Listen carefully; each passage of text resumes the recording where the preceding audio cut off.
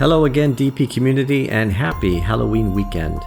If this is your first visit to the channel, or the first time watching the Inner Space episodes, you really owe it to yourself to be patient and put this episode on hold for about 30 minutes. First watch part 1 and part 2. You see, we're reaching the end of a creative journey in this episode, and you'll get so much more out of it if you've experienced the same ride as the rest of the community. You'll find links to those episodes here in the video and down in the description text.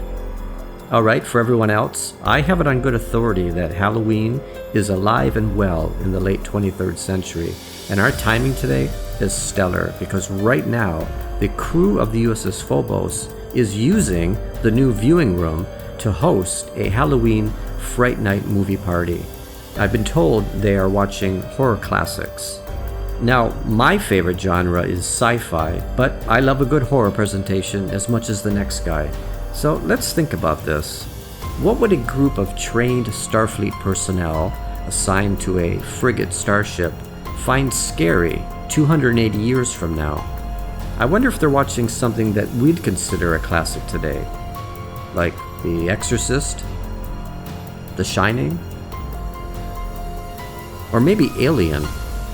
Well, enough guessing. Let's quietly head over to the viewing room and observe how the crew is getting on tonight.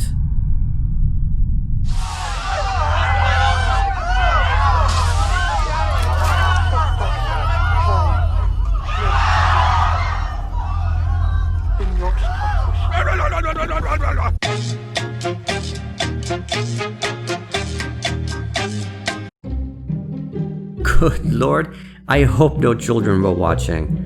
Believe me, if I had known that was what they were watching, I never would have invited you in for a peek.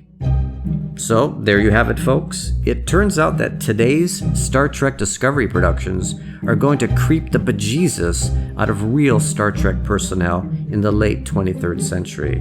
Now, how's that for some twisted temporal poetry?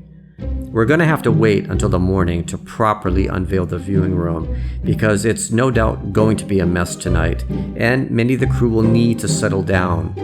But through the magic of video editing, your wait will be a mere blink of an eye.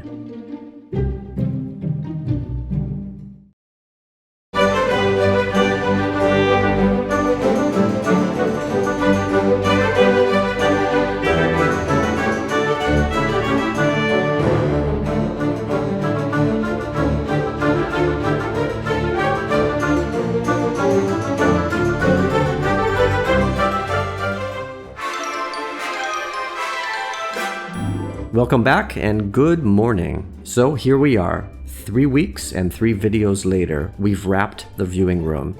And what a nice facility it is, thanks in part to all your careful and clever suggestions this month.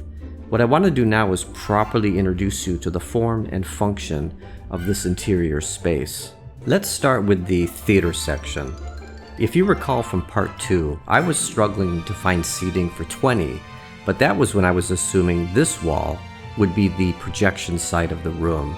Only 2 people questioned why the windowed wall had been ignored, but that was enough to make me pause for a day and give that option serious thought. By completely rethinking the layout orientation, it was possible to support seating for 24 and with more elegant spacing. The use of risers here goes back to random bystanders' request to elevate the rear row of seats. It's interesting to point out that the risers don't help us recover any floor space.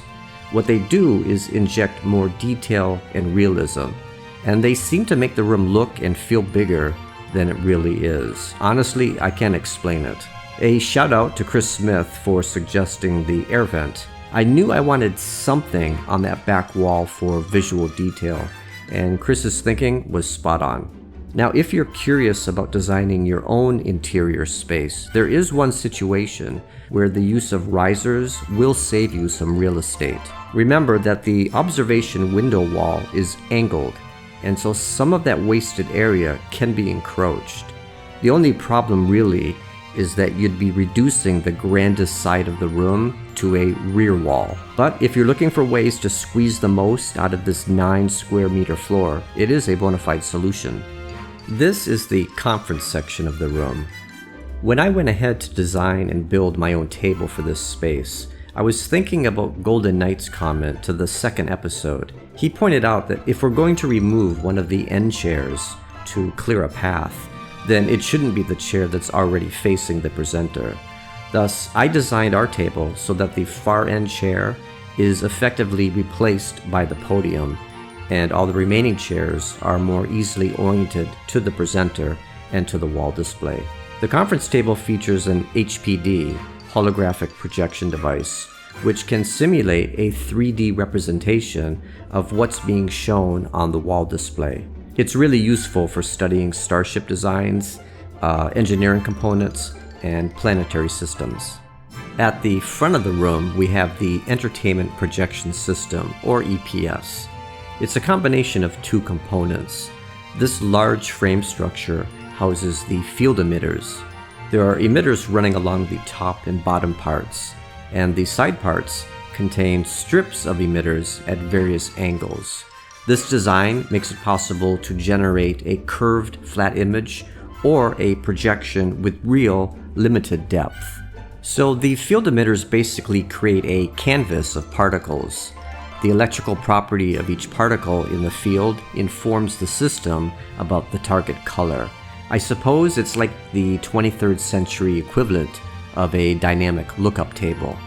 At this stage of processing, the emitters are producing a curved, unrecognizable field of energy. To produce a meaningful image, the second component, these photon guns, are used to perturb the EPS field with quanta. Each quantum is tuned to the frequency needed to produce the desired color. The result is an instantaneous pixel in 3D space, one which lasts for just milliseconds. And yes, I just made that all up, but if it ever becomes a thing, I will expect royalties. And that, dear friends, is the new Loknar-class viewing room. I hope you enjoyed the process as much as the result. Many of you had a hand in the development of this cool new interior, and you should feel proud and a sense of sharing in the accomplishment. Maybe next time we could think more about those other spaces in the saucer section. Happy Halloween, everyone. Until next time, this is Antimatter.